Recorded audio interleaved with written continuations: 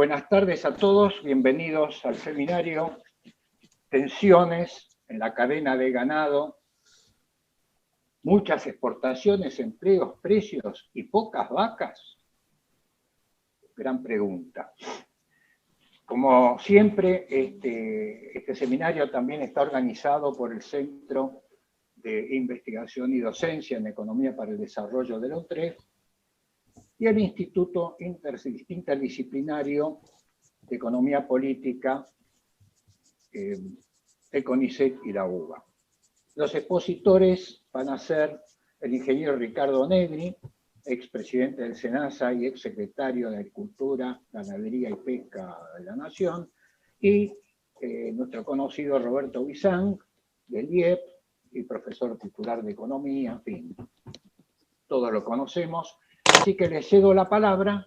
Lo que sí les pido a todos es que mientras duren las exposiciones mantengamos los micrófonos apagados y las preguntas las vayan solicitando o formulando por el chat del Zoom. Así que adelante. Bueno, arranco yo. Primero, muchas gracias Ricky por aceptar la invitación. Segundo, les cuento que hicimos una división de tarea. En cambio de hacer 2 exposiciones, yo hablo 7 minutos y Ricky va a hablar otros 7 minutos y después abrimos a la discusión, que nos parece lo más rico. Básicamente la primera parte es para situarnos en la complejidad del problema. El tema de las exportaciones de carne en función de las restricciones recientes y de funcionamientos eventuales de doblamiento de precio y demás, en carne tiene alguna característica muy particular que hay que entenderla de movida en lo que llamaríamos la complejidad del producto. Esto es una función fija de producción, que tiene cortes que vienen, es el Fordismo al revés. En cambio de hacer armaduría, acá hacemos desarmaduría, y en esa desarmaduría aparecen los cortes. Y los cortes están matrizados de acuerdo a cada uso y costumbre, después refrendado por legislaciones locales, lo que le dan un tinte muy particular al comercio internacional de carnes. Si me preguntan rápido, Ricky, vos corregime sobre la marcha, vamos a hablar a dúo porque tenemos suma confianza entre ambos y hace rato que nos conocemos. Digo, hay 4 elementos que determinan la competitividad de carnes adentro de la cadena de ganados y carnes. Quiero hacer esta primera aclaración. Primero, todo lo que tenga que ver con genética, proceso de cría, proceso de transporte, faena, acondicionamiento, todo lo que podríamos decir está adentro de la vaca y en relación con la crianza de la vaca. La segunda cosa de competitividad internacional particularmente, y en parte también local, es todo el proceso que va desde la salida del frigorífico hasta que cada una de las N pedazos de la vaca llega al consumidor local, sea local, sea internacional. Y eso es todo un arte, básicamente cuando uno lo piensa internacionalmente, para un producto que es perecedero y que paga diferencial si es congelado o si es enfriado. Y lo tercero es que hay que encontrarle el mejor mercado para el peor para el peor corte de cada uno de los subproductos. Es lo que en la jerga se llama cómo integrar la media res. No sé si he sido claro en esto último. No hay corte barato ni corte de valor agregado bajo ni alto. Hay que encontrarle el mejor mercado al peor corte. En algunos mercados ese corte no tiene ningún valor, el bofe. Y en otros mercados, si lográs armar la logística y tenés la autorización de mercado, ese corte tiene un valor extraordinariamente alto. De manera tal que la palabra competitividad no es carnes a seca, sino que es la suma de estos 3 elementos que además tiene que tener el aval del mercado comprador. Segunda cosa, éramos pocos y la abuela se fue de joda. Hay otro. Lo primero, lo anterior, son 3.500 millones, 3.100, 3.200 millones de dólares de exportación de carnes. O sea, es el sector que de atrás de los verdes, de lo que es soja y los complejos, es el primero que viene. Después viene el otro tema. La vaca viene integrada por algo que se llama el quinto cuarto, que es cuero, sangre, sebo y un número de más de 100 subproductos que salen de lo que podríamos llamar no carne. Entonces, primer tema o segundo tema sustantivo para analizar es cómo valorizar este otro pedazo. Si ese pedazo no está valorizado, todo el precio de la hacienda recae sobre carnes. Todos los juegos que se quieran hacer de regulación van a girar en falso. Este pedazo del quinto cuarto en exportaciones son 1.200 millones de dólares de cuero, entre 900 y 1.200 depende de la cotización, 300 de cebo y debe haber algo así como 150, 200 de menudencia, dependiendo cómo se valoricen con contabilidad, si van a Hong Kong o si no van a Hong Kong. Porque este es un mercado sucio. Fin de las dos primeras filminas. Es incorrecto hablar del mercado de carnes. Hay que hablar del complejo completo de todo lo derivado de la cadena de ganados y carnes, que incluye X cantidad de cortes e incluye la industrialización de lo que llamaríamos el quinto cuarto. Tercera cosa complicada en todo este mejunje de mercados.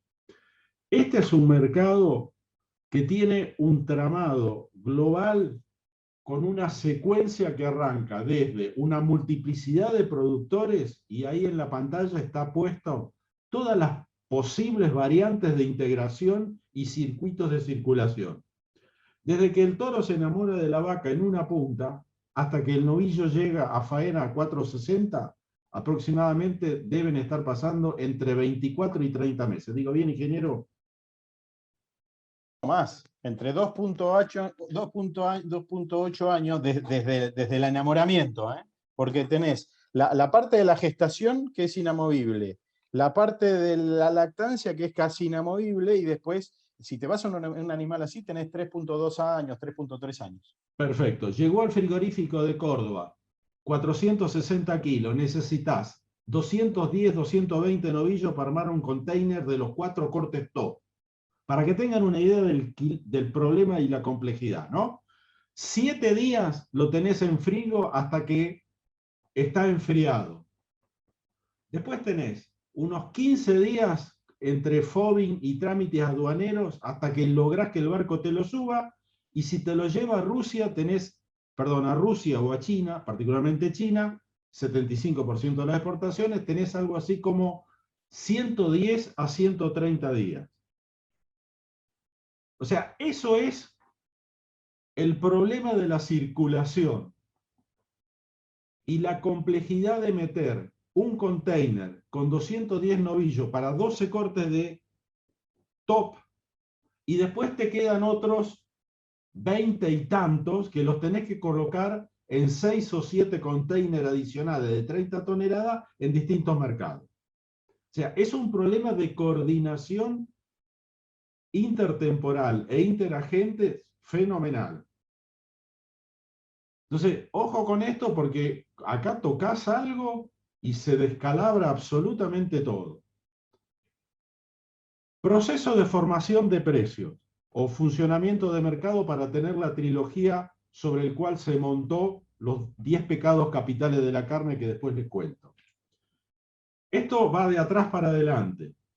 O sea, el largo del bolsillo consumidor interno y en relación a ingresos y precios de los sustitutos, que es súper relevante porque la elasticidad cruzada acá camina al 100%. Después Ricky va a contar de 120 kilos de carne, cómo se componen y demás. Parte mercado interno, parte exportación. La unidad es el corte. Analítica. Los cortes, en realidad. De ahí para atrás, carnicería o supermercado, si va a mercado interno. ¿Cuál es la unidad? La media res. No hay dos medias reses iguales, aclaro. O sea, un producto altamente subjetivo. Y ahí viene el mundo frigorífico. Y el mundo frigorífico tiene varios jugadores. Tiene frigoríficos que hacen toda la etapa, desde la faena, el enfriado, la despostada, o sea, el desarme, la selección por cortes, se encaja, se mete en cajas, se enfría o se congela y va afuera. Y después tenés los frigoríficos que hacen para mercado interno carne caliente, de distinto tipo. De distinto tipo. O sea, faenan,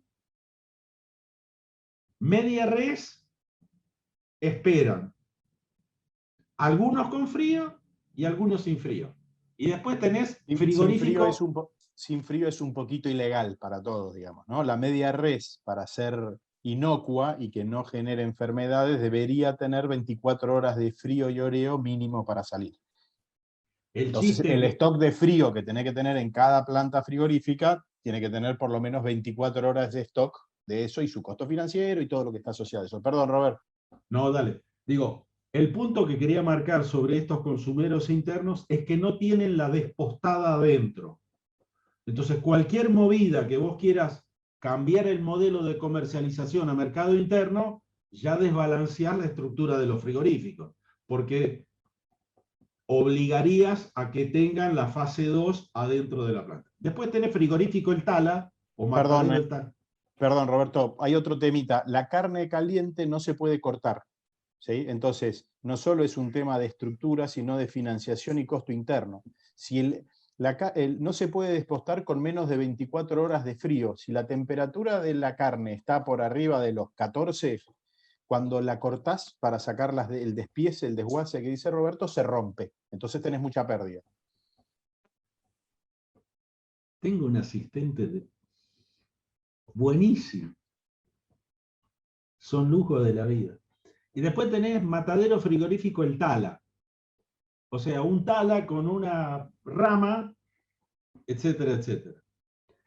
Y después tenés otros jugadores que son los matarifes y abastecedores que venden servicios, compran la hacienda en una punta, fasonean, o sea, entregan a los frigoríficos que tienen capacidad instalada ociosa para que hagan el proceso, le dejan el quinto cuarto, depende del valor del cuero y del cebo, a veces pagan y a veces cobran, y entregan a carnicerías o a la exportación. Estos son intermediarios funcionales a un mundo de servicios y constituyen una parte muy particular de este negocio en Argentina. Y después están consignatarios, productores y demás. Déjenme decirle que por Liniers debe estar pasando muy poca hacienda. El grueso son remate feria del interior y aproximadamente la mitad debe andar por venta directa. O sea, y además aparecieron los mercados electrónicos que van creciendo en capacidad. Y de ahí para atrás hay todo un mundo de los productores agropecuarios. De los que quiero decir que el 75-78% tiene menos de 500 cabezas. 500 cabezas para un productor que se dedica a cría es una pyme al borde de la supervivencia. O sea, el mito de los grandes productores está acotado a un número muy selecto de gente que tiene más de 10.000 cabezas, que son plenamente identificables, que todo el mundo sabe quiénes son, o por lo menos están los registros abiertos, y adentro hay una masa de pequeños productores tremendamente importante, particularmente en la etapa inicial de cría.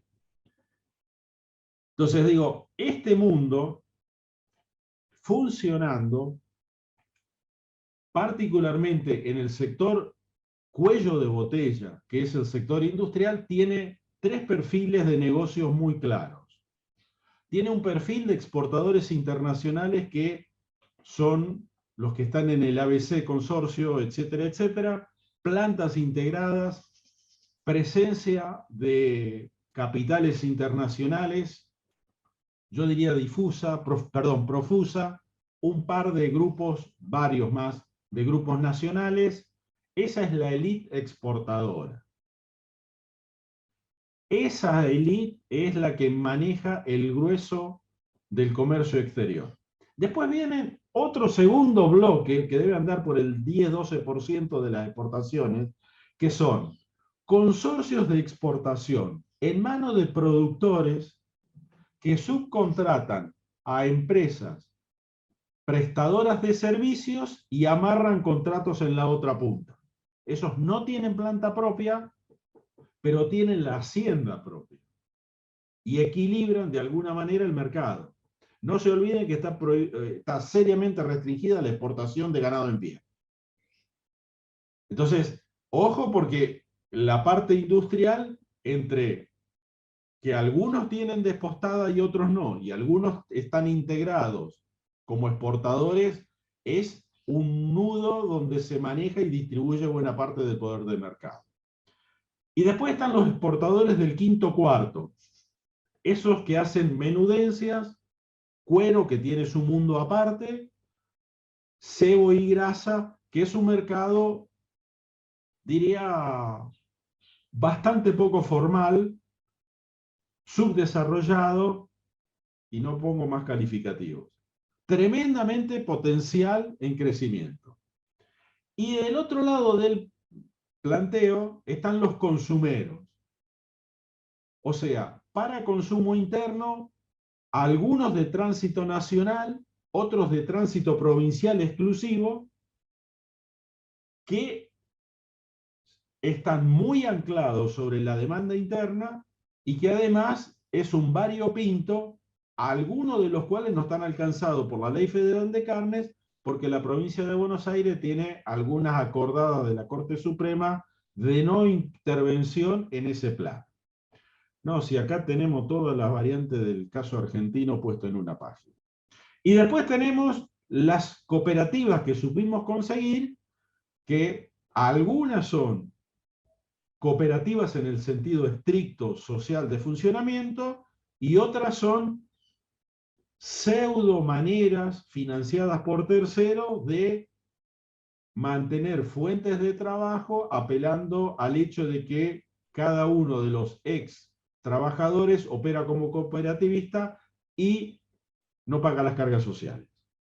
Lo cual en este negocio desbalancea tremendamente el problema. O sea, un perfil industrial de texto de falta de competencia. Digo, sobre esa base, nosotros identificamos 10 problemas, los pecados de la carne. La tasa de parición en Argentina es altamente mejorable. Es un variopinto de situaciones que con la apertura de mercado se estaba mejorando a pasos agigantados. Hay un déficit de alimentación y sanidad que desafía la racionalidad de algunos productores. Un modelo de comercialización que prima el ganado en pie, a ojo, con muy poca objetividad y muy poca comercialización de carne en gancho. O sea, por el producido no se hace, sino que se hace a ojo sobre, en general, el animal vivo. Nosotros faenamos cuando el animal llega a los 350, 360 kilos, porque el mercado interno demanda eso. El mercado externo quiere 460 para arriba. La industria frigorífica quiere 460 para arriba, porque el costo por kilo faenado baja notablemente. Los productores agropecuarios dicen, macho, voy a esperar un año más, cuando la tasa de crecimiento del animal anda por la segunda derivada negativa, o sea, es menos empinada, tengo que bancarlo y el mercado interno me compra algo mucho más rápido. Conclusión, el precio del liviano siempre fue por arriba del precio del pesado, a pesar de que técnicamente eso es una aberración. ¿Digo bien, Ricky? Sí, a ver, eso se llama, el mercado, ¿por qué quiere esto? Porque es mucho más tierno. Entonces, en aras de la terneza, sacrificamos animales que podrían cargar muchos kilos.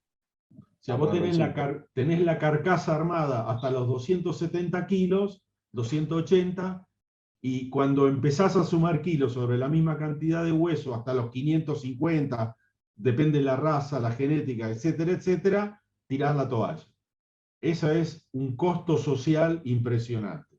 Después tenemos doble estándar sanitario, doble, triple, no sé bien, si va a mercado interno o si va a mercado externo, por lo que antes conversábamos respecto al frío y demás. Estándares fiscales diversos, porque acá hay legislaciones nacionales, provinciales, municipales. Un quinto cuarto que tiene un mercado subdesarrollado. En general, en términos anecdóticos, está muy segmentado. Un pedazo está en Córdoba, el otro pedazo está en el Gran Rosario, el otro pedazo está en el cordón bonaerense. Hay empresarios líderes, no empresas líderes, y no confluencia de esos tres mercados compitiendo. El sistema de comercialización por media res es altamente complicado desde el punto de vista sanitario, tremendamente complicado desde el punto de vista de retorno y captura de sus productos como hueso, sebo, carne, grasa, etcétera, etcétera. Los circuitos de recaptura de desperdicio tienen efectos de sobrecostos, de frío, de sobrecosto de transporte y de estacionamiento en doble mano enfrente de las carnicerías. A las 9 de la mañana para recuperar grasa, sebo, carne, etcétera, huesos, etcétera. Huesos, básicamente. Y hay un conjunto ocultos de externalidades negativas que tienen que ver con el ambiente, que van desde cuál es el depósito de lo que podríamos llamar los desechos de los frigoríficos de la mitad de la tabla para abajo, hasta el gas metano emitido por la ganadería vía fermentación entérica. Que eso es un 27% del efecto emisión de CO2 que tiene la Argentina, si mal no recuerdo. O sea, y nosotros firmamos la COP de París de que vamos a un equilibrio. Eso a corto plazo arranca. Bueno, de biocombustibles no hablamos, Bizán, ¿no? No es el lugar. Después volvemos. Digo, este mercado así planteado tuvo dos shocks, se los cuento en 2 minutos y seguimos, Ricky. El primer shock fue que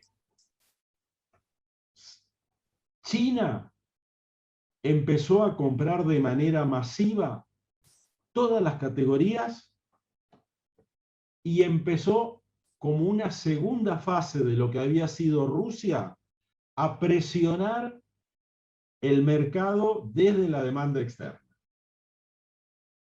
La apertura exportadora de los últimos 7-8 años, particularmente del 16 en adelante, empezó a realinear todos estos pecados capitales. Lo que no lográbamos hacer como sociedad en los últimos 25 años, los frigoríficos empezaron a invertir en frío porque vieron la variante. Los criadores empezaron a ser un poquito más prudentes con los servicios, los celos y demás. Las normas fiscales empezaron a ponerse en tensión porque el tipo que exportaba y tenía los papeles en blanco empezó a presionar para que todo el mundo entre en blanco porque le competían por la hacienda. Y la hacienda no brota instantáneamente, tiene un rezago. En ese segmento apareció además un cisne, no sé si blanco o negro, la peste africana porcina, lo cual desplazó totalmente a China en su demanda por carnes. Y tras eso apareció el COVID. Y cuando aparece el COVID, Argentina tenía el billete de lotería relativamente bien afinado. Había comprado una cuota aparte Y en paralelo Australia y New Zealand tenían problemas de abastecimiento a China por sequía y demás, y Trump decidió que el COVID no era un problema social, con lo cual la industria frigorífica norteamericana tuvo algunos meses de un parate de un 40% por infección. Más la comunidad económica que cayó bajo el mismo paraguas, con lo cual se dio una circunstancia tremendamente particular. Sobre ese panorama, yo no tengo mucho más que decir. ¿Cómo seguimos ahora? O sea, ¿cómo reaccionó esa estructura frente a un reto de mercado de esa magnitud? Ricky. Gracias, señor. Antes que nada, muchas gracias por escuchar. A ver, para mí es un placer. A muchos de las cosas que he leído, estudiado y a veces tengo que ir a repasar están acá. Así que, y Roberto me los hace repasar. Eso no le va a decir, pero eso es así. Así que muchas gracias. A ver, para lo que dije, para poner un poco lo que decía Roberto en números de esta industria de desguace, en el matadero el tala, que es un arbolito, llega un novillo o una vaca, y de eso cuando se corta y se quedan dos piezas con valor, que es la media res derecha y la media res izquierda. Y todo el resto es desperdicio con un alto impacto ambiental, ¿sí? Cuero, vísceras, pezuñas, todo eso. Bien, de eso al mejor frigorífico de la Argentina entra la misma vaca o el mismo novillo y salen del orden de 320, 340 piezas con un valor, ¿sí?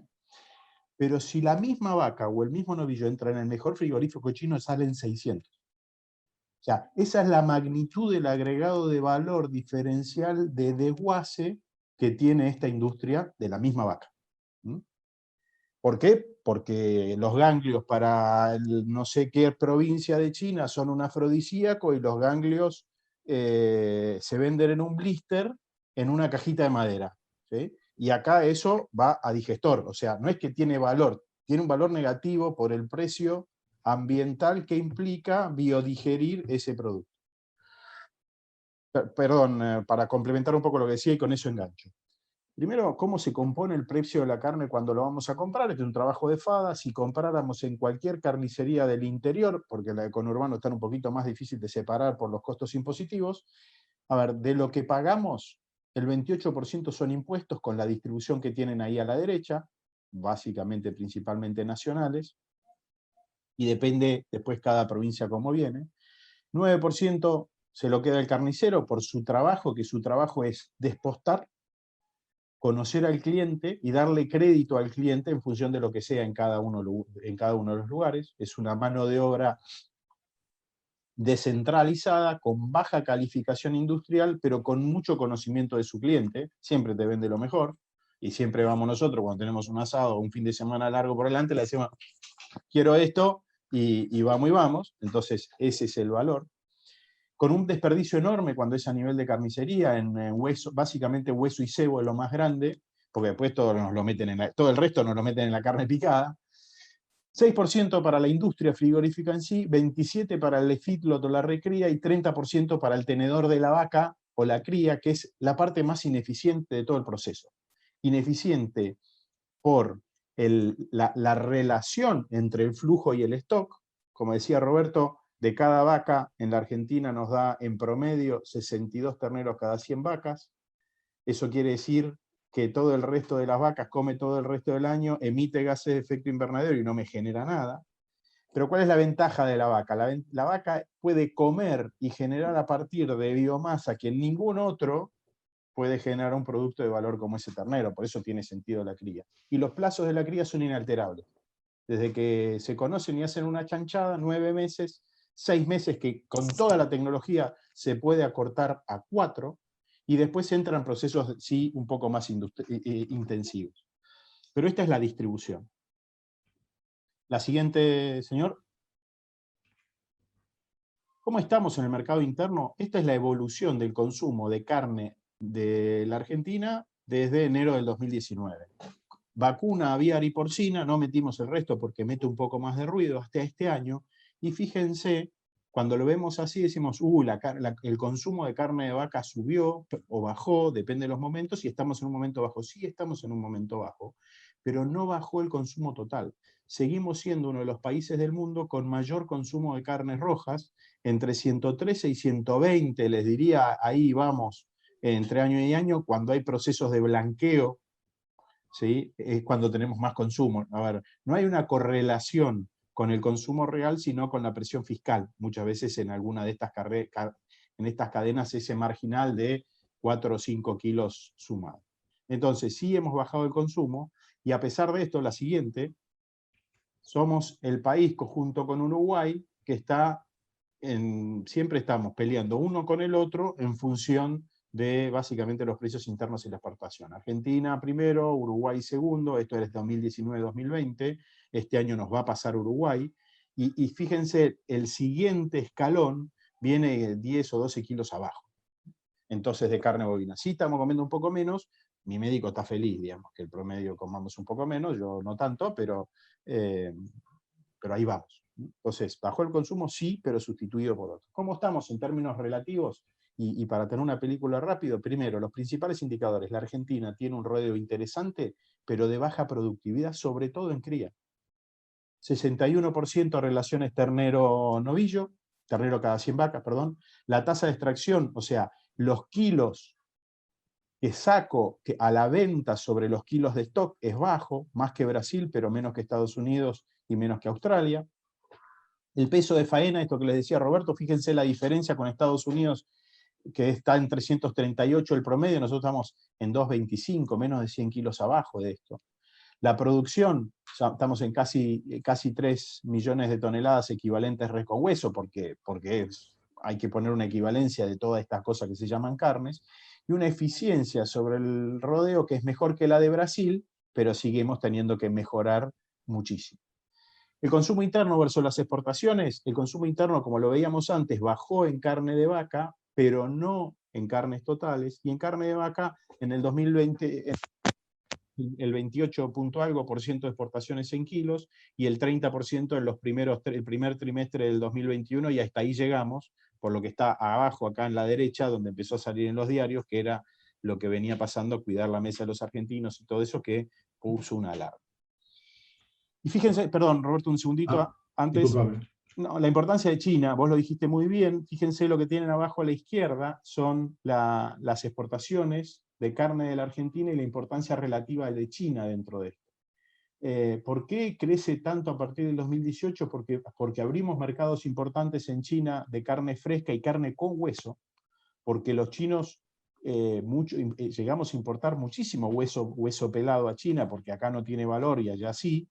Y lo que pasó en China es, a partir del fin del 2018, la peste porcina africana cambió la demanda china. China tiene el 50% de los cerdos del mundo, y ejecutaron el rifle sanitario por lo menos al 25% de ese 50% de su población. Con lo cual, por eso se generó el desajuste violento, y nosotros, cuando llovió sopa, teníamos la cuchara para poder exportarles a China, además por una confianza bastante particular generada en los organismos chinos.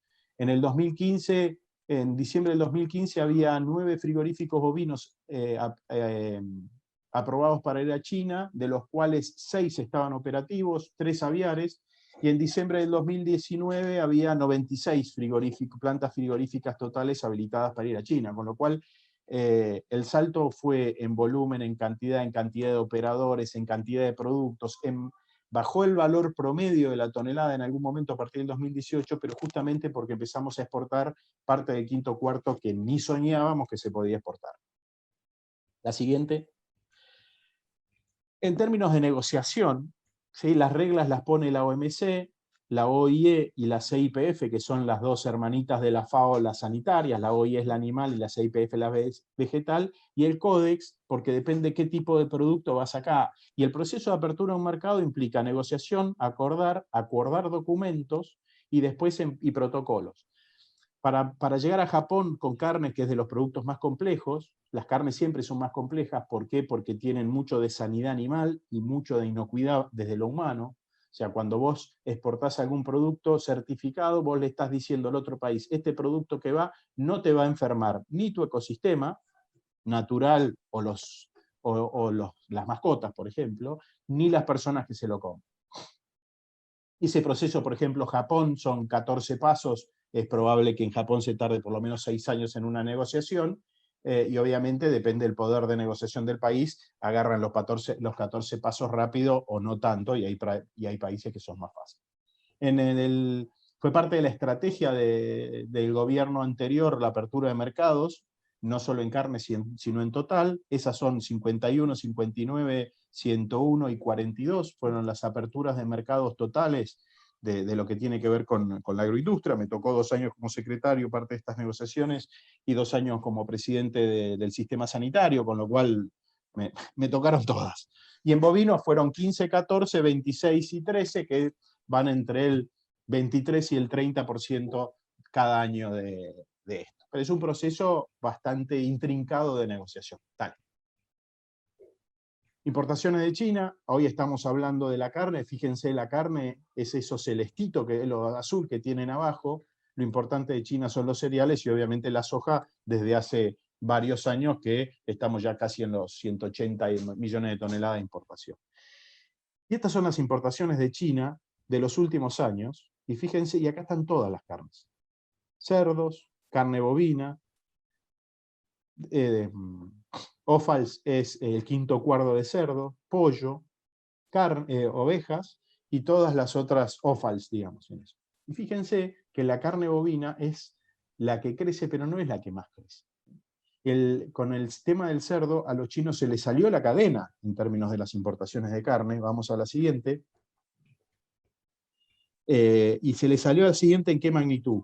El año pasado los chinos importaron el 45% del mercado mundial de carne de cerdo, que eso equivalía al 10% de su mercado interno. Con lo cual, por eso se alteró todo el comercio de carnes. En el término de bovinos, el año pasado importaron el 27% de todo el comercio global de carne bovina, que eso es el 30% de su consumo interno de carne. Y la agenda de todos los días de la cadena de la carne, y de todas las carnes, y no importa si estás en el sector público o en el sector privado, es lo mismo. La agenda pasa por acá. Con la inocuidad en estas cadenas no se joroba. ¿Por qué? Porque las enfermedades son serias y graves. Si vamos a nuestro país, digamos, en Argentina, todos los días hay casi 5 chicos que tienen síndrome urémico hemolítico, de los cuales una parte es por verduras y otra parte es por carnes, pero para el caso final es lo mismo.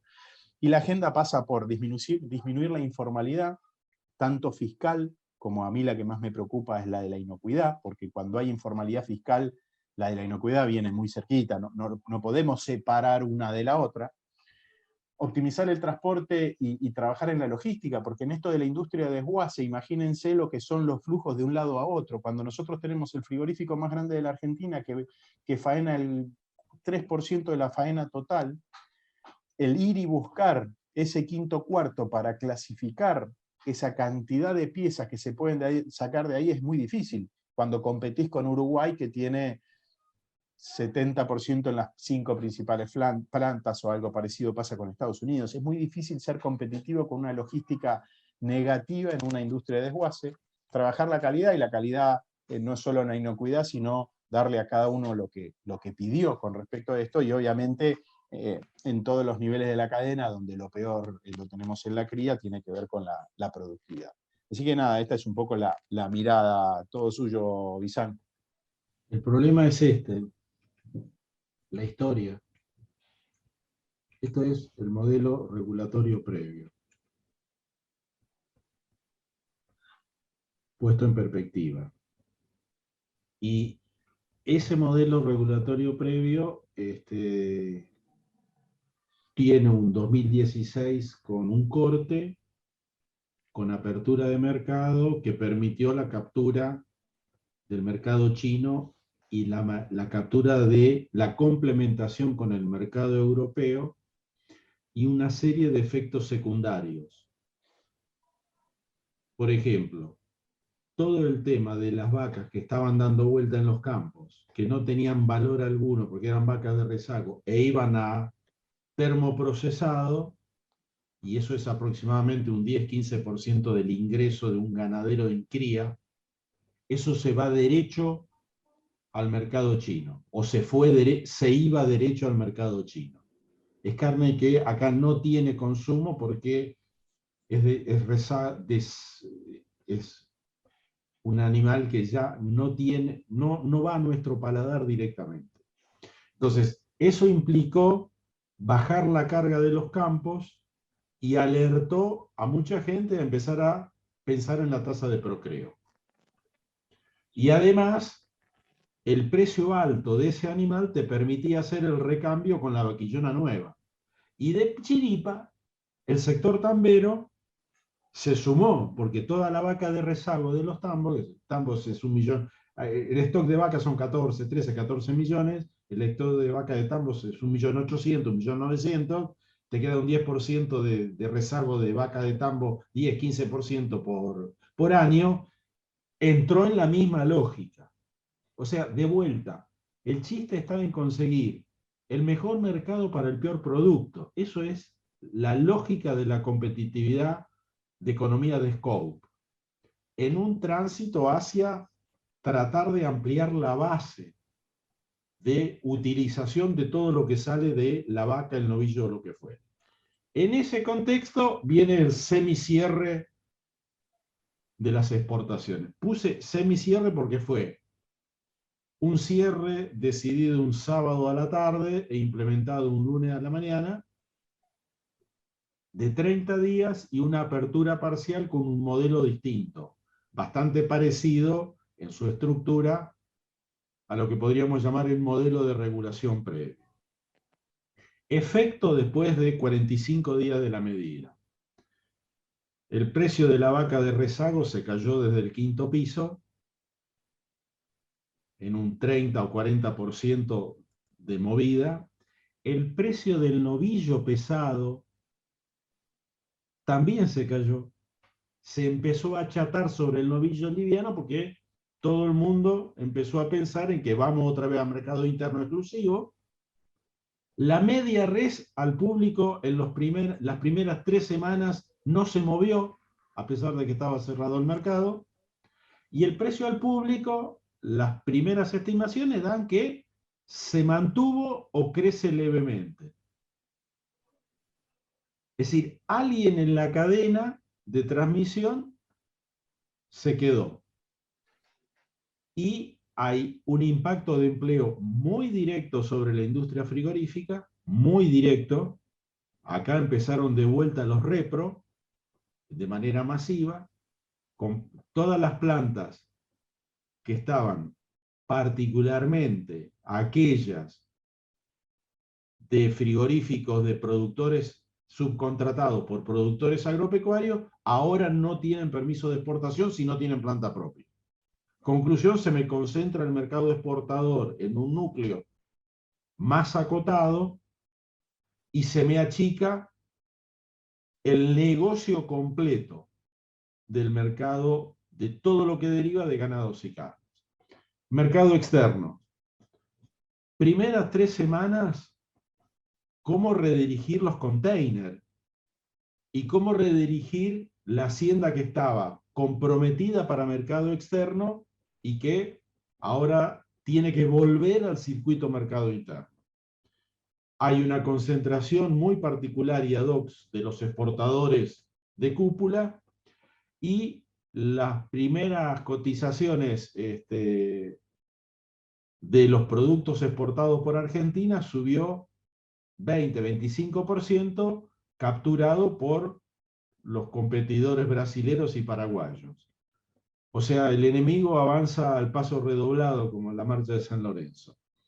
Y el último comentario exógeno hecho de afuera, a título estrictamente personal, no compromete a Ricky Negri, aclaro, es que hay una institucionalidad muy particular, porque el Ministerio de la Producción, de acuerdo a toda la documentación, está centrada en armar un plan ganadero.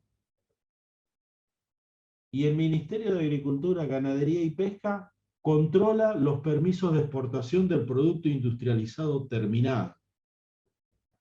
O sea, es un doble juego que no se entiende muy bien y que genera, independientemente de las consideraciones de funcionamiento, sobre las que no quiero entrar, porque no corresponde, genera tremenda incertidumbre de cómo sigue el fenómeno.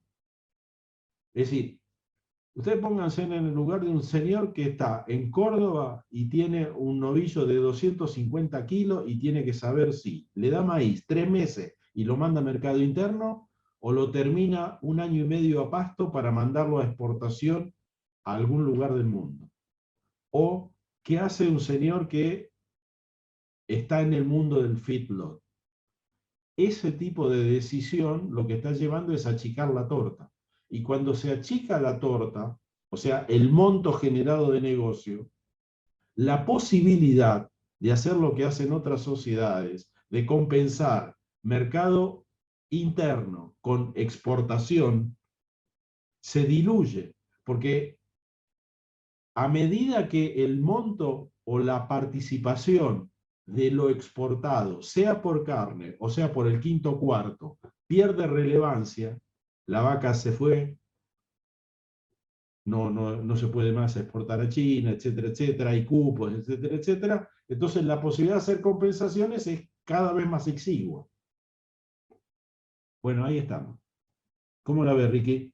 A ver, ¿cómo la veo? Triste, digamos, porque la realidad es como es, no como quiero que sea, pero hemos tomado decisiones en los últimos 45 días que no tienen mucho sentido, como esa de dejar la vaca que no tiene precio, no tiene precio, no tiene mercado, no tiene nada en el mercado argentino, no tiene ningún tipo de lógica. Y hemos generado nada, deseconomías de escala, antieconomías, aumento de presión ambiental, un montón de cosas. ¿Cómo lo veo? Como se ve, ¿sí? Yo personalmente le erré como disco al mate, digamos, porque yo pensé que esto no iba a volver a pasar en la Argentina. Una cosa es el cierre de las exportaciones para un corte o trabajar de alguna manera, y otra es toda esta ensalada de cosas que no hace más que generar problemas. El Roberto, otro, perdón. un comentario adicional y cierro, de mi parte. Sí. Digo, a mí me llama muchísimo la atención los considerandos de todas las medidas tomadas, sea del decreto de cierre, sea de eventuales programas que están dando vuelta y demás, que hacen un énfasis exclusivo en el abastecimiento interno.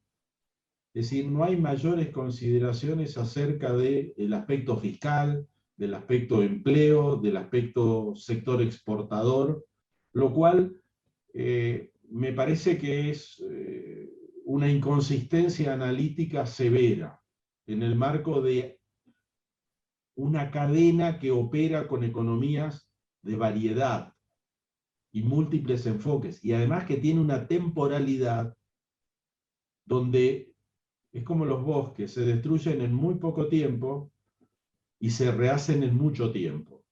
Entonces, impactos de este tipo son cuanto menos peligrosos. Bueno, no sé si Roberto y Ricky, si les parece que abramos un espacio de preguntas, consultas, comentarios. Perdonen, pero Algo más. a ver, perdonen, Luis, pero yo los tengo que dejar, lo dejo con el señor que sabe. Mi idea era... Perdón. Está bien, está No, bien. No, yo ya sabía. Así que Sí, bueno, estás disculpen. perdonado y te agradezco muchísimo la participación. Y bueno, por ahí la seguimos en otra ocasión. Cuando quieran, a través del señor estoy disponible. Preguntas, Okay. Información, lo que quieran. Gracias, ¿eh? Okay. Bueno, muchas gracias, gracias. Ricky. Hasta Okay. luego. Muchas gracias, Ricky. Hasta luego. Y bueno, Roberto, abrimos un poco el espacio de preguntas y comentarios, ¿te parece? Perfecto, vos manejas las preguntas. Ok, a ver, ¿quién tiene Luis, Sí, puedo, Daniel, por favor, adelante. Juanche, en primer lugar, muchas gracias. Es la verdad que siempre impresionantemente rico escuchar gente que sabe. ¿Te referís a Ricky? Ya se fue. Pero déjenme, digamos, Lo que ustedes muestran es, como siempre, un panorama extremadamente variado, rico, digamos, matizado. Un sector complicado, multiproducto, multidestino, multimercado, multitamaño. Toda una gran riqueza y variedad de comportamientos. Pero déjame plantearlo tipo micro 1. ¿Ok? Entonces, digamos, vos tenés producción conjunta de una variedad de artículos. Desde tus 4 cuartos más el quinto cuarto y toda la diversificación que se produce ahí adelante.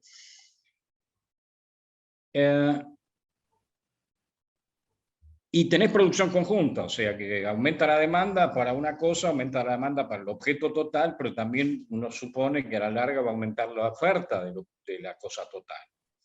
Ahora, típicamente, si vos estás exportando lo mismo que producís, tenés un problema con el mercado interno.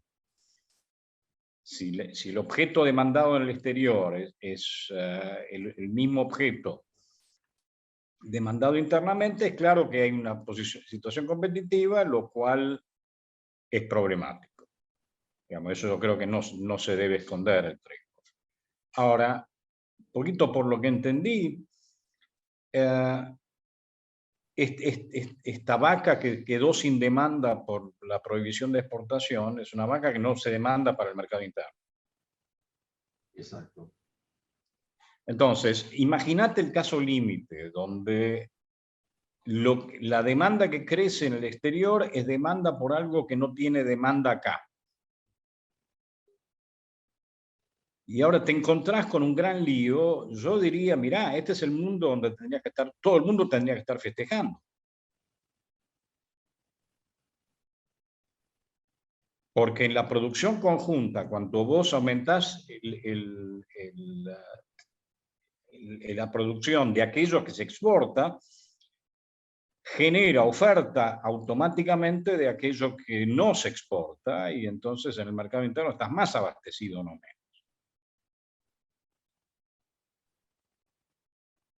Algo pasa en el medio para que nosotros, en una situación de esa naturaleza, me parece, o tal vez, digamos, del orden de esa naturaleza, estemos quejándonos por la situación, por H o por B, de una situación que podría ser una mejora colectiva.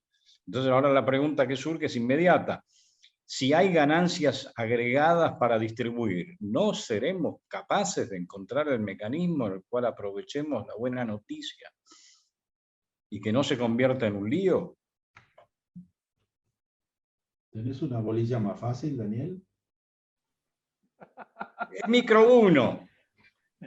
No, a ver, a mí, viviéndolo desde micro 1, me parece que no está desglosado en el enfoque que se le dio al problema en sí, porque no sabes si es un problema o es una oportunidad. Exactamente, exactamente. ¿No?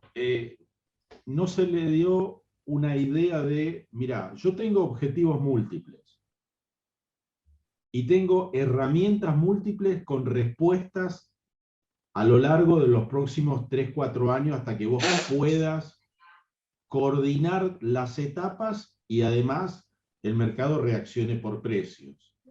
A mí me parece que el error de enfoque es no estratificar cuál es tu objetivo de 1, tu objetivo 2, tu objetivo 3, tu objetivo 4 y aplicarle una medida a cada uno de los objetivos. Digo, vos querés seguir manteniendo la señal de precio porque entiendo, sos una sociedad que necesita dólares y necesita mayor variabilidad en la oferta exportable. Bien, tenés del otro lado un problema de consumo interno hacia, y ahí viene, decime bien el objetivo político, hacia toda la población. Bueno, Ahí está. ¿Hacia parte de la población?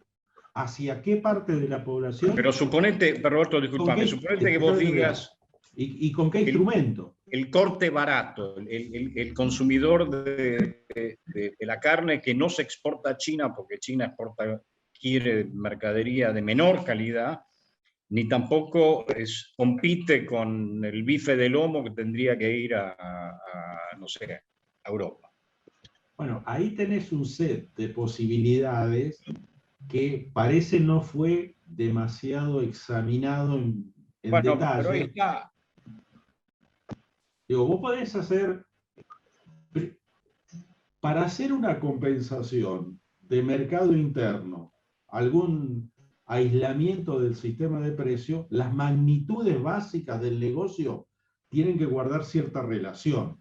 Vos podés subsidiar un pedazo de la demanda interna si es que tu capacidad exportadora es relativamente consistente y amplia, o creciente al menos.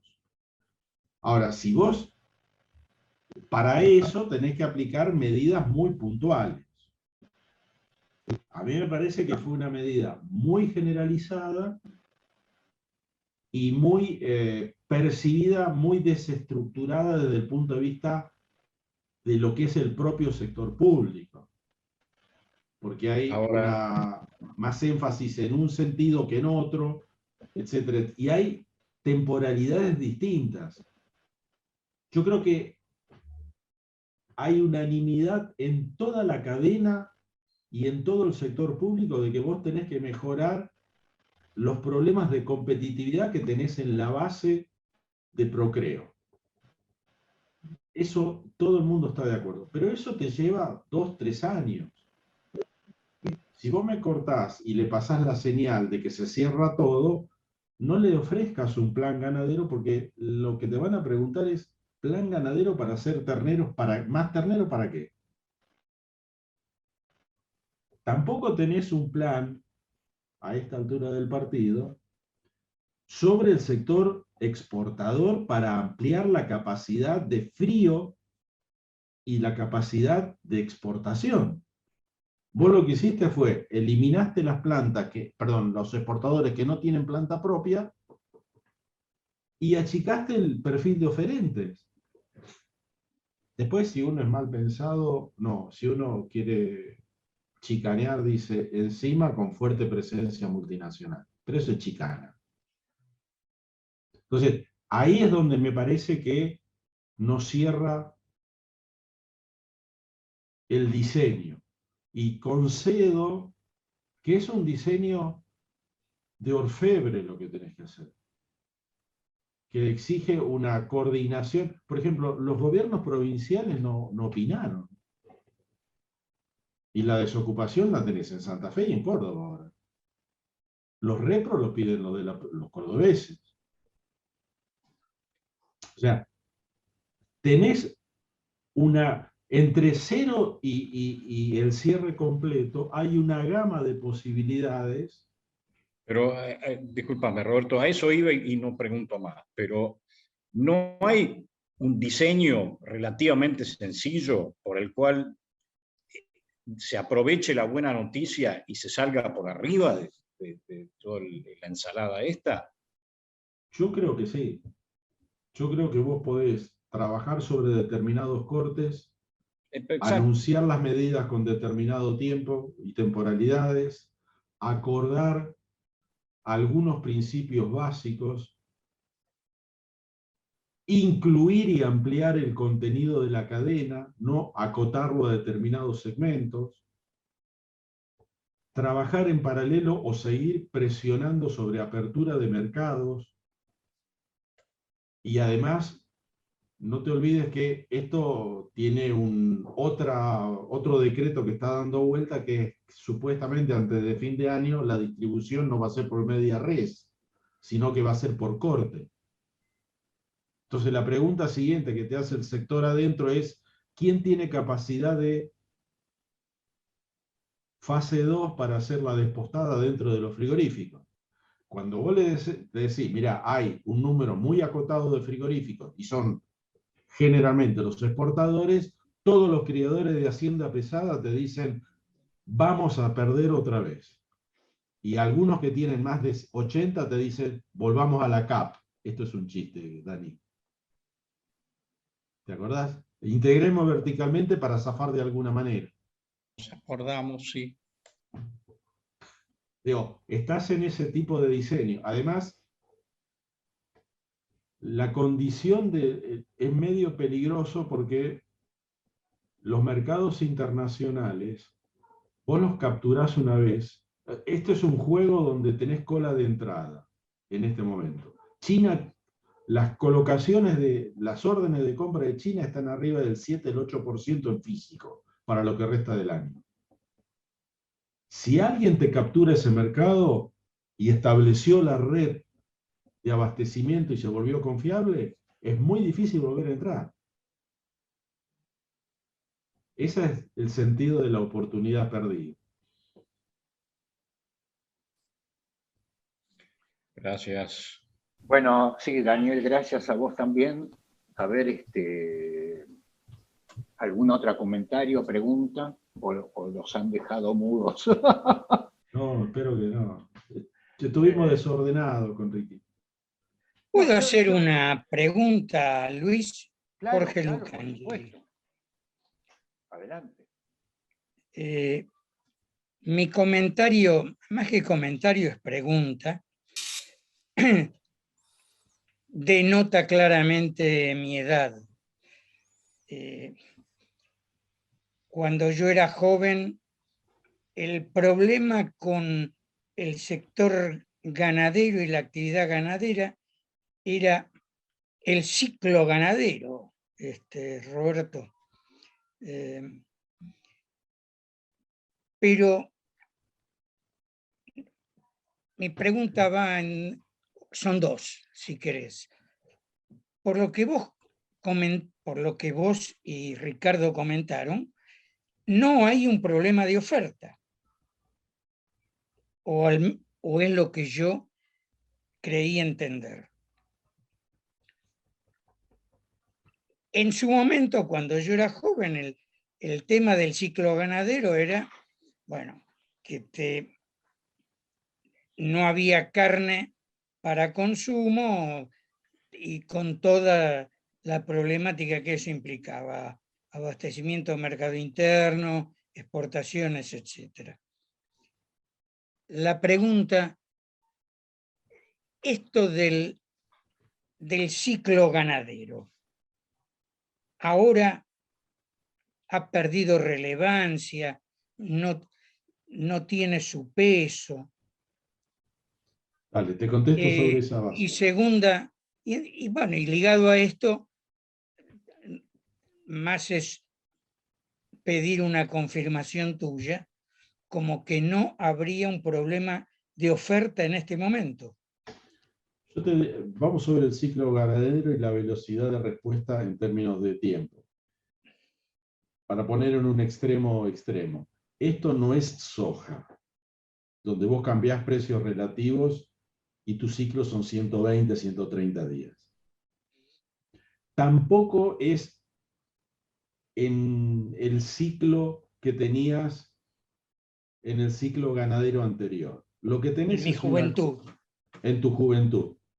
El ciclo ganadero se acortó en la parte de engorde, severamente. En el límite hay toda una corriente de comercio internacional habilitada para hacienda de feedlot. Y ahí tenés una ganancia de fácilmente 4 a 8 meses respecto al modelo de pasto. Y podés llegar, como lo hacen los americanos, a un animal de 600 kilos tranquilamente en un periodo no instantáneo, obviamente, Jorge, pero mucho más reducido. Yo te diría a la mitad, a ojo de buen cubero, respecto a engorde a pastura. O sea, no es instantáneo, no tiene la magnitud que tenía previamente.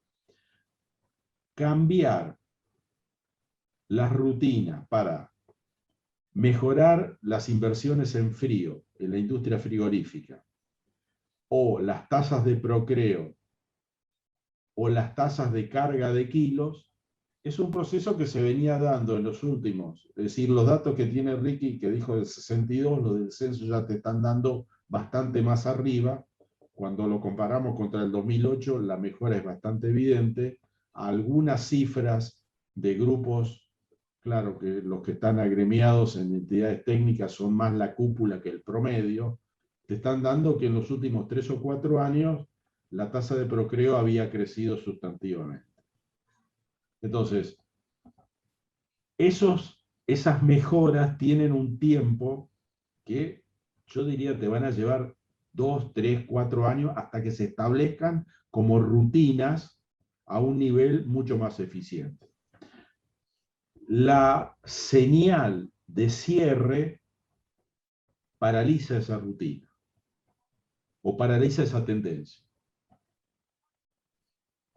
El problema del lag temporal sigue existiendo, pero es un problema manejable porque ahora vos tenés abiertas posibilidades de colocación de productos como la vaca vieja, que no tiene ningún tipo, no te importa si es feedlot, no es feedlot, con tal que, viste, llega al matadero o al frigorífico, y tenés abierto el mercado, o abierto varios de los mercados, lo que Ricky contó, para engorde feedlot.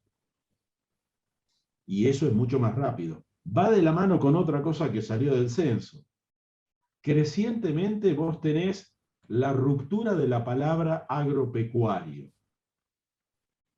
Lo pecuario tiene una rama que va por un lado que se alimenta de otras unidades independientes que hacen granos. Y eso es alimento balanceado con feedlot o sin feedlot. Eso es un dato sustantivo nuevo, Jorge, que te matrizaría que el problema no está tanto, no digo que no esté sobre la oferta porque tiene que mejorar la sanidad, etcétera, etcétera. Pero no es una valla insalvable. Lo que necesitas es un lapso temporal y cierta estabilidad. Está claro. Ok. Bueno, O sea, vamos a estar jodidos dentro de poco, digamos. Bueno, Yo tenía una digo, pregunta. Aguántame, Juanca, un minuto.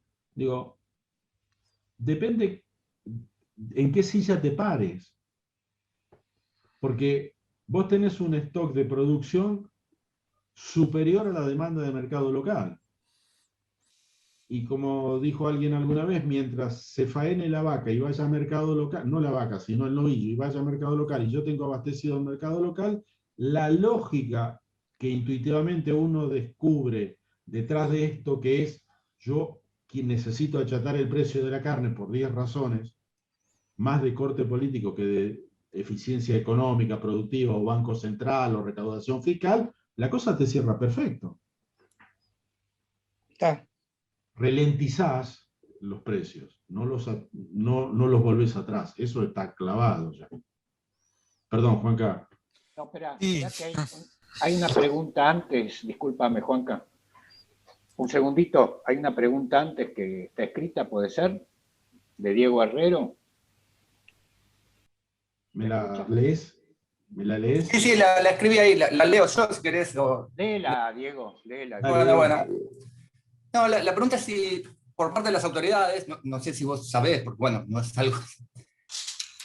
Respuesta al argumento de que prohibir la expo de un producto como es la vaca rezado, que no se consume en el mercado interno, efectivamente no va a deprimir el precio en las carnicerías, ¿no? Porque sí, han comentado antes que uno de los principales objetivos se centraban básicamente, lo cual es explicable, pero se centraban en deprimir el precio al consumidor. Bueno, esto parece que no sigue ni siquiera esta lógica. Yo la verdad que no, la interna de cómo se toma la decisión desconozco y en qué ámbito se toma la decisión. Si se toma la decisión desde el lado de la producción primaria, desde la producción industrial, o desde qué ámbito. La verdad que no te puedo contestar. El resultado hasta el momento es que pasaron 3 semanas hasta que el sistema leyó los datos. O sea, el carneducto tarda más o menos 3 semanas en desagotarse y tomar los precios nuevos. Y cuando toma los precios nuevos, a nivel carnicería no baja. Es más, dependiendo de cómo va a ser la condición climática, va a haber retención de Hacienda. Y si hay retención de Hacienda, vas a tener subida de vuelta de precio. Porque se va a empezar a demandar el liviano que no está preparado cuando estamos preparados para ser pesado. Perdón, y Pero no, esa- no hay- digo, más allá que el productor no entiende qué lo están haciendo, ¿no hay una expectativa de esto se va a volver atrás, ya que no tiene lógica, entonces esto hace que los precios no caigan o demoren en caer?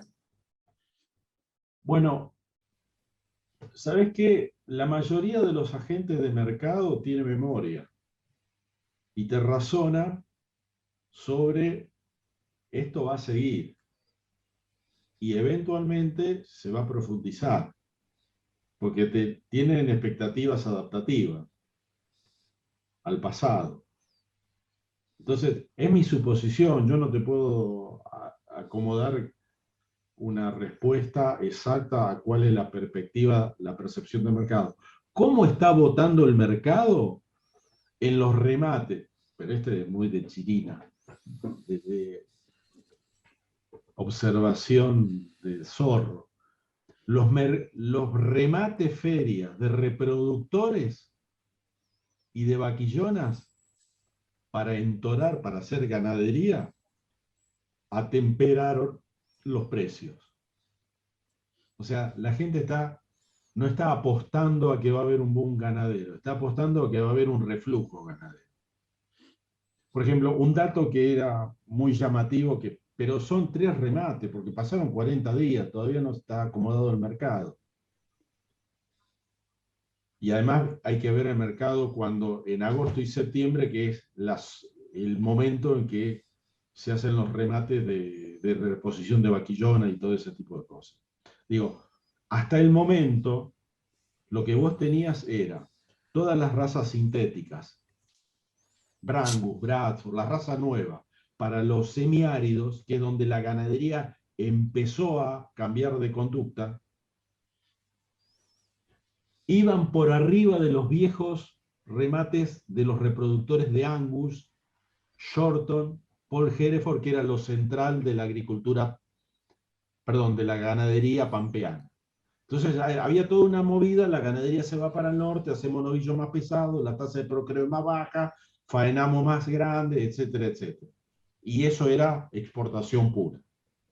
Bueno, esa relación parece empezar a cambiar como efecto de este modelo hasta que el tiempo no aclare, veremos cómo seguimos. También hay otra cosa, la gente que tiene hacienda para vender y la puede aguantar, la otra pregunta que se hace, si yo vendo, ¿cómo quedo calzado fiscalmente y dónde invierto? Porque no tenemos demasiada posibilidad de colocación. ¿Vos te quedas en soja o te quedas en vacas? La soja no envejece y la vaca come. ¿Qué quiere hacer? Perdón por esto Bueno, último tiene poco tinte académico. Juanca. sí, pues disculpa, Juan Carlos, la No, interrupción todo antes. bien, hola, ¿qué tal? Ok. ¿Cómo andan? Roberto, te quería preguntar algo en relación a lo que te preguntó Daniel, pero es una pregunta más básica y fáctica. Y yo llegué 15 minutos tarde, quizás hablaste. Si puedes caracterizar con un poco más de precisión cómo se compara lo que le exportamos a China o lo que le estábamos exportando a China con respecto a lo que se consume en el mercado interno. Yo para poder evaluar un poco más como la sustituibilidad entre, sé que hay partes que sí, que claramente dijiste que se consumen afuera pero no adentro, pero me imagino, creo, presumiría que el componente central de lo que se exporta sí se consumen de adentro. Pero si Ahora, puedes un poco hablar de eso. China te está llevando. ¿Cómo se integraba previo a China? Previo a China vos tenías la vaca de conserva a termoprocesado, mercado interno con 1 o 2 frigoríficos con capacidad de planta. O sea, es un mercado atado. Afuera, los 12 cortes ¿Lo centrales. podrías explicar eso, Roberto? Perdón, A no te ver, entendí. la vaca que ya no sirve, como no tenía salida exportable, tuvo una salida exportable a mediados de los 90 a Rusia, que compraba lo que llaman manta o rueda. Vos agarrás la vaca, la parte de atrás es redonda, le sacás el hueso, lo enrollás, lo congelás y afuera. O manta, que haces todo el sobreasado completo. Explicado por un economista, me escuchan los técnicos, me matan. Bueno, eso funcionó como el primer escalón de salida del producto en los 90 hasta el efecto tequila. Y puso a los frigoríficos en esa línea. Cuando eso se cerró, el precio de la vaca se deprimió y quedó a merced únicamente del mercado de los termoprocesados. Vos compras la vaca, haces, ¿cómo se llama? Con un procedimiento se tritura todo, se cuece a alta temperatura, se envasa el corned beef tradicional, que es un producto commodity que ya prácticamente no tiene mayor demanda internacional. Y eso está en manos de 2 frigoríficos, en realidad 1.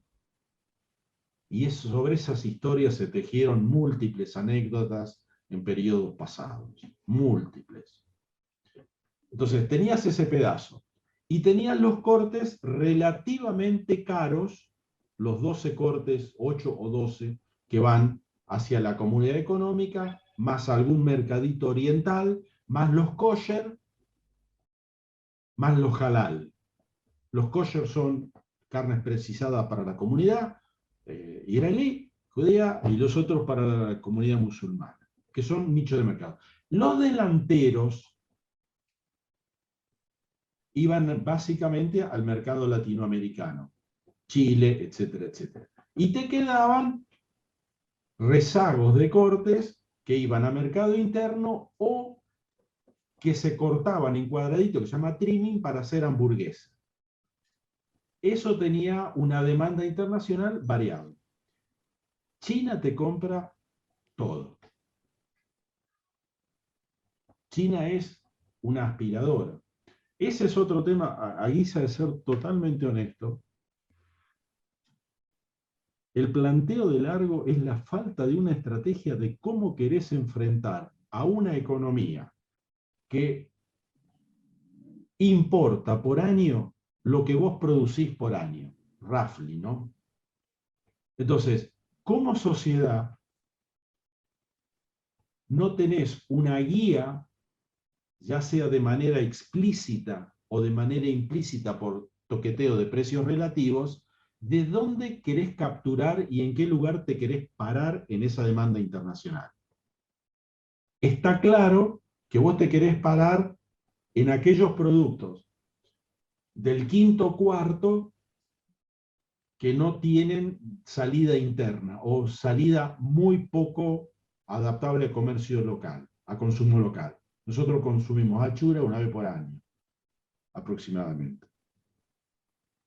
Entonces, el resto, no tenés una estrategia de país diciendo, yo me quiero posicionar con los cortes de $17.000 o de $12.000 en la comunidad económica con la cuota Hilton, o quiero ir a abrir el mercado chino del producto enfriado top, en lugar de Europa.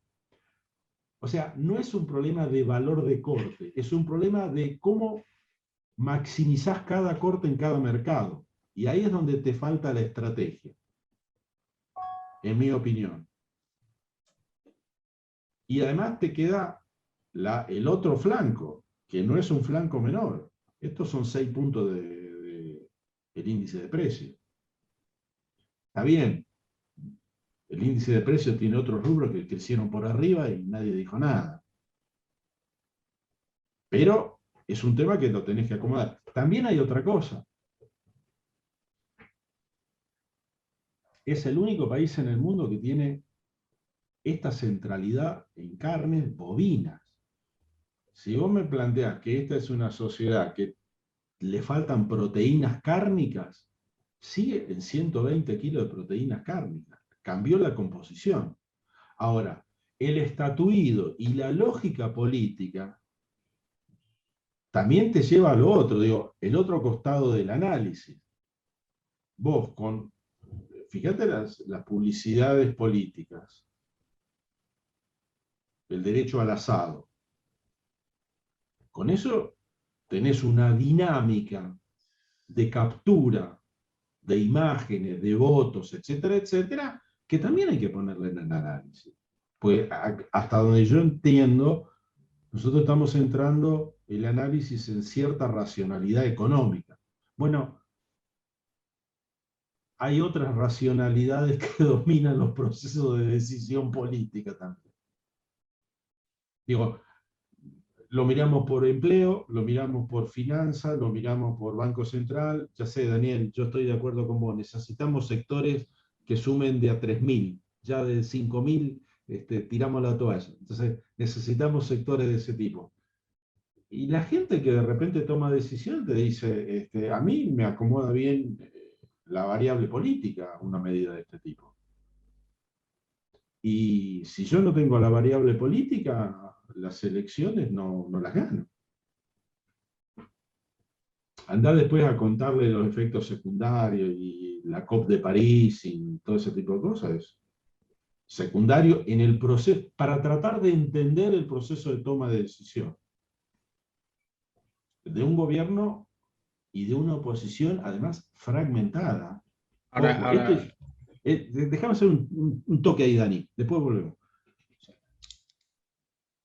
La institucionalidad para discutir esto es otro capítulo interesantísimo. Ni el propio sector como sector tiene una voz única, y Juan Carlos, vos me corregirás si me equivoco, no tiene una voz única, tiene varias voces. Y cada una de esas voces acomodas a corto plazo lo mismo que acomoda el sector público a corto plazo. Entonces, es muy difícil encontrar una lógica que vos digas, bueno, sacamos la lotería en Rusia, en China. ¿Cuál es la mejor estrategia para cobrar el premio? A 5 años. Para agrandar la magnitud del premio. Digo, ese pedazo de institucionalidad también está complicado. Perdón, Daniel, te corté, discúlpame. no, sí, dale. Dale, Daniel, dale. Disculpa, Sí, no. Carlos, Era para volver al punto en función de lo que decía Juan Carlos. Ahora, lo que es menos competitivo, quiero decir, tu quinto cuarto, digamos, tu quinto cuarto, la exportación es pura ganancia. Porque al IPC no le hace. No, de acuerdo. Al contrario, digamos, si es que tenés expansión de la oferta. Dani, lo que pasa es que me falta la inducción de precios relativos para cambiar esas rutinas estructurales de mercados muy poco formales. Bueno, a un frigorífico, ¿sabes lo que te dice un frigo? Mediano, grande, dice, macho, no me rompas con los biocombustibles. Perdón, no entremos en ese detalle de disquisición fina de separar esto, separar aquello. Yo lo pongo todo en un biodigestor, me olvido del problema, y en el mejor de los casos no tengo problemas ambientales, y en el súper mejor de los casos vendo un producto que se llama primer jugo bovino envasado para la industria alimenticia u otra industria, y se acabó. Y el tipo te pone $1 millón en un biodigestor a gran escala, y ahí tira todo lo que se le sobra de su negocio principal. El mercado de la menudencia es, vos tenés que bajar el completo, refrigerarlo, llevarlo a una sala de separación, lograr calidad específica y empezar a seleccionar pequeños nichos. Captura de bilis, ácido biliar. El ácido biliar, perdón, el ácido biliar una vez que está reconfigurado, vale más que la cuota Hilton. Pero tenés que armar todo el circuito. Ese circuito se perdió en la Argentina. En los 80 estaba, con las separinas y todo ese tipo de cosas. Ahí no tenés política industrial. No hay nada. Un mercado súper oscuro. Entonces, todo se centra en la carne. Y al centrarse en la carne, y te regalo la vaca vieja como si fuera carne, y el cuero por un problema de régimen particular, el sistema está muy cerrado ahí. Entonces, vos lo achicás en la base, y la respuesta que vas a recibir del otro lado es, y achico. O voy mañana 9 de julio a San Nicolás, no sé, o las dos cosas. Problema de política pública complejo, pero bueno, no tengo mucho más que decir. Hay más preguntas, no sé, de Daniel y Juan Carlos, si se quedaron con algo en el tintero, podemos esperar un cachito y atender otras preguntas. Hay una pregunta de Marina Guimaraes, que es si podría empezar a haber una nueva liquidación de vientres como en el 2008-2009, de una pérdida de casi 12 millones de cabezas. ¿Puede repetirse? Algo dijiste, me parece, Roberto. Mira, la sensación es una medida de 45 días. Frenó una tendencia. Si esa tendencia, además de frenada, va a revertirse, repitiéndose la historia, si estas condiciones se siguen manteniendo, es probable que en las zonas marginales vos empieces a echar abajo stocks. O por lo menos detengas el proceso de incorporación de bienes de capital reproductivo. Los que pueden fugar a agricultura se fugan, eso no te quepa ninguna duda. Lo que pasa es que la base no la podés fugar porque está sobre tierras 3 y 4, que si vos haces 2 veces trigo, el tercer año lo que tenés es sal. El soba bonaerense, el sudoeste bonaerense. En la experiencia 2009, 2010, 2007, 8, 9 y 10. 3 millones de tierras desérticas, semidesérticas. 3 millones de hectáreas. Costo social altísimo. Primero levantaste la ganadería, hiciste trigo. Trabaron el trigo, te fuiste a soja. Soja de 16 quintales, 18. Después, el alambrado te quedó lleno de sal y esperaste 5 años con una inundación de por medio hasta que la tierra se reconvierta para volver a la ganadería. Esos costos son pesados después de levantar. Perdón. Okay. Espero no cerrar con un tono melodramático. Paramos acá, Luis. Hay algunas preguntas más, pero bueno. Dale. A ver, alguien pregunta, Raúl Sánchez, ¿cómo influye el costo de oportunidad de los campos en el precio de Liniers? Muy poco. Liniers es más simbólico que real en fijación de precios. El precio de la tierra responde más a otro tipo de expectativa de reserva de valor, más cuando hay expectativas sobre la macro. No refleja la productividad estricta par y paso. Ajá. Si estás en la zona central, puede ser entre un cultivo u otro, pero mi feeling es que en ganadería eso no. Eso es típico para dejar que caiga el precio de la tierra, viene un industrial por 3 mangos con 10, te compra miles de hectáreas y tira vaca porque es una reserva de valor. Digo, eso es muy típico. Ok. Bueno, en realidad está todo ya contestado lo que hay. No sé si hay alguna novedad más. En fin, Yo lo único que te quería preguntar, ya que estoy, es, yo escuché, por ejemplo, por ahí, puede ser alguien que se llama Chiesa, Dardo, ¿eh? Dardo.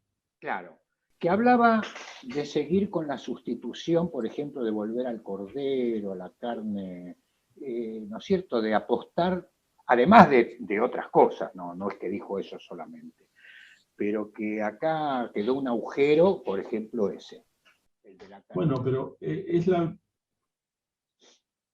A ver, poniéndolo en perspectiva. Sí, Vos lo que hiciste fue, tenías soja, cambiaste el juego de precios relativos, de alguna manera, forzado o no, no importa, el gobierno anterior o el anterior del anterior, y generaste 3 o 4 complejos. Generaste primero el pollero, con los subsidios que le daba Moreno al maíz para hacer pollo. Y estatuiste que ahora comemos pollo casi cotidianamente. Y eso ya forma parte de la rutina. Los que tenemos cierta edad, recordamos que los pollos se comían de vez en cuando. Y ahora hay una elasticidad cruzada súper interesante. Después vino el boom del maíz. Refirmó lo de los pollos y sumó lo de los cerdos. Ahora empezamos a comer bondiola de cerdo y sándwich de bondiola de cerdo y está estatuido y ya tenés un porcentaje clavado ahí. Entonces, todos esos 40 kilos que subiste entre pollo y cerdo es lo que vos detrajiste de la demanda para poder seguir exportando carne bovina, sin que haya demasiado ruido. Entonces, el argumento de Dardo es, tenemos que sumar ovinos desde una lógica de la reconversión de ovinos para carne o mixto, no para lana exclusivamente, como el modelo extensivo chubutense o santacruceño. Es meter de vuelta. Ahora, tenés que matrizar, igual que lo que está pasando en cerdo, todavía no está matrizado bien. ¿Cuáles son los cortes? ¿Quién los determina? ¿Cuál es la genética? ¿Qué quiere decir marmoreado de grasa? ¿Qué quiere decir densidad de carne? Eso todavía no está estatuido en el mercado porque el mercado se está formando. Entonces, pero de vuelta, si vos me armás eso, entonces la presión sobre el mercado de carnes bovinas es mucho menor, pero tenés que tener algún... La otra es que si no armás algo en carnes bovinas, se te va a ir a China por carne porcina. Claro, carne porcina no está estatuido como consumo, va para Frenchy. Porque China está demandando, pero eso no me voy a repetir, no digo más nada. Eso no te quita un argumento de fondo, que es qué estrategia querés como país frente a un shock de esa magnitud. Pues vos tenés un speciality, tenés jamón de no sé dónde de España y tenés que elegir. Y la elección la tenés que hacer o te la hace el mercado. Bueno, me salió tono de predicador electrónico norteamericano de las 2 de la mañana, perdón. Sí, bueno, hacemos la última que apareció ahora y ya está, porque me parece que casi todo ha sido, creo yo que ha sido muy amplia las respuestas. Alguien pregunta, Hack, pregunta si, no sé si ya me lo mencionaste, ¿no? Uruguay tiene un sistema de cortes para mercado interno y si no se podría usar el mismo sistema. Sí, pero está buena la pregunta. Uruguay tiene una relación inversa. Primero, consume menos per cápita. Segundo, tiene una industria concentrada en 4 frigoríficos que se llevan el 78% de la faena. Para que los frigoríficos no tengan poder monopólico, está abierta la exportación de ganado. 2 años atrás, los frigoríficos tenían, esto es interpretación de algún uruguayo, alguna conducta de posición dominante, se fueron 120.000 novillos para engorde a Turquía. Le plancharon, le hicieron subir el precio instantáneamente, se acabó la reserva de mercado. Segunda cosa, cuando vos tenés el 80% de exportación y el 20% de mercado interno, subsidiar con el 80% algunos cortes al 20% del mercado interno es económicamente factible. Si vos tenés 30-70 en sentido inverso como Argentina y tenés desconcentrada la oferta frigorífica, y además no todos los frigoríficos son exportadores, más vale, pocos son con capacidad de exportación, ese juego es muy poco factible de instrumentarlo de manera consistente. Eso lo podés hacer con el aceite de girasol, y es clarito que funciona. Vos tenés 80 afuera, 20 adentro, los 80 concentradores, exportadores, están dispuestos a poner para el 20 de mercado interno para que no le toquen el comercio exterior. Punto. Se acabó, el acuerdo ya está. En carne no lo podés hacer por la conformación que tenés. Okay. Muchas gracias. Gracias a todos, muchísimas gracias Roberto. Y en fin, esto no está subido a YouTube, pero tal vez... Menos mal. No digo más nada. Bueno, muchísimas gracias a todos. Y gracias a todos. Abrazo a Pablo. Muchas gracias. Chao. Abrazo a Pablo. Gracias. Hasta luego.